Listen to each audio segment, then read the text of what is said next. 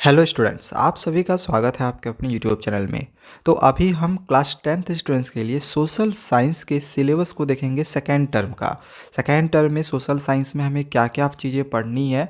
Social science में जैसे हमें पता ही है कि 4 सब्जेक्ट्स होते हैं, हिस्ट्री, सिविक्स, इकोनॉमिक्स और ज्योग्राफी। तो इन सभी सब्जेक्ट्स में हमें कौन कौन से चैप्टर्स को पढ़ने हैं, तो चलिए हम जानते हैं। सबसे पहले हम स्टार्ट करते हैं हिस्ट्री से, जो कि है India and the contemporary world 2। तो इसमें आपको एक चैप्टर पढ़ना है नेशनलिज्म इन इंडिया। ठीक है, आपने टर्म 1 में पढ़ा था नेशनलिज्म इन यूरोप के बारे में, इस वाले टर्म में आपको पढ़ना है नेशनलिज्म इन इंडिया के बारे में। ठीक है, इसके बाद यहाँ पे दिया गया है सेक्शन 2 में, ये हिस्ट्री का ही है। ठीक है, लिवलीहुड इकोनॉमीज एंड सोसाइटीज़। तो इसमें 2 चैप्टर सेक्शन 2 से हैं, the making of a global world और दूसरा है द एज ऑफ इंडस्ट्रियलाइजेशन। तो इन दोनों ही चैप्टर में से कोई एक ही आपको पढ़ना है। ठीक है, कोई एक आपको इन दोनों में से कोई एक पढ़ना है। बोर्ड एग्जामिनेशंस में दोनों से क्वेश्चन रहेगा। ठीक है, और उसमें ऑप्शन दिया हुआ रहेगा, मतलब और करके क्वेश्चन रहता है। ठीक है, जैसे एक क्वेश्चन आपका यहाँ से दे दिया और करके एक क्वेश्चन आपका यहाँ से दे दिया, तो जो भी चैप्टर आप पढ़े हुए होंगे तो उसके आंसर्स को आप लिख सकते हैं। ठीक है, तो दोनों में से कोई एक ही चैप्टर आपको पढ़ना है। यहाँ पे ये दी भी हुई है, यहाँ पे देखो ये चीज़ें लिखी भी है कि नोट में यहाँ पे दिया गया है, any one theme of the following, the theme selected should be assessed in the periodic test only and will not be evaluated in the board examination. जो भी थी यहाँ पे आपने थीम चूज किया या जो भी चैप्टर इन दोनों में से चूज़ किया, वो आपके सिर्फ बोर्ड एग्जामिनेशन में नहीं आएंगे, सिर्फ और सिर्फ दोनों चैप्टर से जो है आपका पीरियडिक टेस्ट में ही क्वेश्चन आएगा। तो board examination point of view से अगर हम देखें तो इन दोनों में से कोई एक ही चैप्टर आपको पढ़ने हैं, तो ध्यान रखना इस बात का। चलिए आगे हम लोग देखते हैं, जो कि हम लोग का ज्योग्राफी आता है कॉन्टेम्प्रेरी इंडिया 2। तो इसमें मिनरल्स एंड एनर्जी रिसोर्सेज दिया गया है। तो ये जो चैप्टर है मिनरल्स एंड एनर्जी रिसोर्सेज, तो इससे आपके बोर्ड एग्जामिनेशन में क्वेश्चंस थ्योरेटिकल टाइप वाले नहीं आएंगे।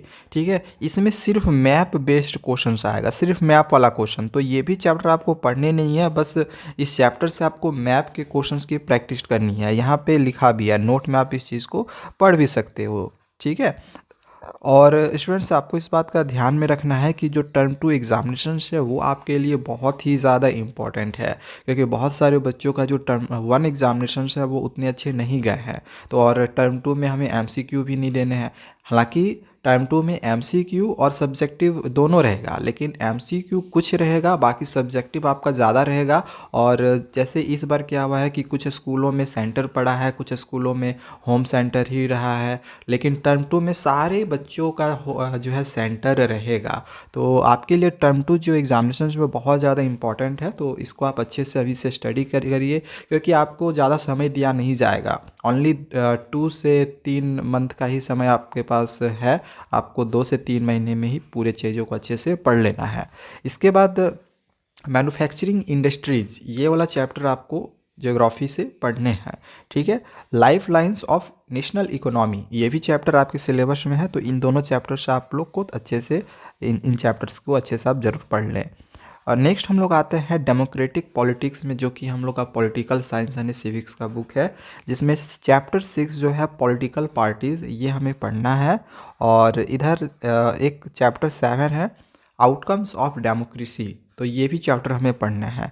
ठीक है, और इधर आते हैं इकोनॉमिक्स में। तो इकोनॉमिक्स में 2 चैप्टर, एक मनी एंड क्रेडिट और दूसरा globalization and the Indian economy. तो ये दोनों चैप्टर आपको इकोनॉमिक्स में पढ़ना है। ठीक है, बाकी मैप वाले क्वेश्चंस के लिए मैं दूसरे दिन आप लोग को बताऊंगा और कुछ क्वेश्चंस की प्रैक्टिस भी करवाऊंगा। तो ये आपकी सिलेबस है। ठीक है, यानी कि देखा जाए तो सारे बुक से हमें 2-2 चैप्टर करके पढ़ने हैं। जैसे इकोनॉमिक्स में 2 चैप्टर दिया गया है, इसके बाद इधर सिविक्स में भी हमें 2 चैप्टर पढ़ने थे, एक पॉलिटिकल पार्टीज और दूसरा आउटकम्स ऑफ डेमोक्रेसी। इधर अगर हम देखें ज्योग्राफी में, तो ज्योग्राफी में भी हमें 2 ही चैप्टर पढ़ने हैं, मैन्युफैक्चरिंग इंडस्ट्रीज और life lines of national economy. और एक इधर हम लोग देखे शुरू में ही, जो कि हिस्ट्री से था, नेशनलिज्म इन इंडिया और द एज ऑफ इंडस्ट्रियलाइजेशन या फिर the making of a global world, इन दोनों में से कोई एक। ठीक है, तो ये आपका सोशल साइंस का सिलेबस था। अगर आपको दूसरे भी सब्जेक्ट का सिलेबस चाहिए, जैसे साइंस, मैथ्स और भी दूसरे सब्जेक्ट जैसे इंग्लिश, तो कमेंट आप ज़रूर करें। Thank you.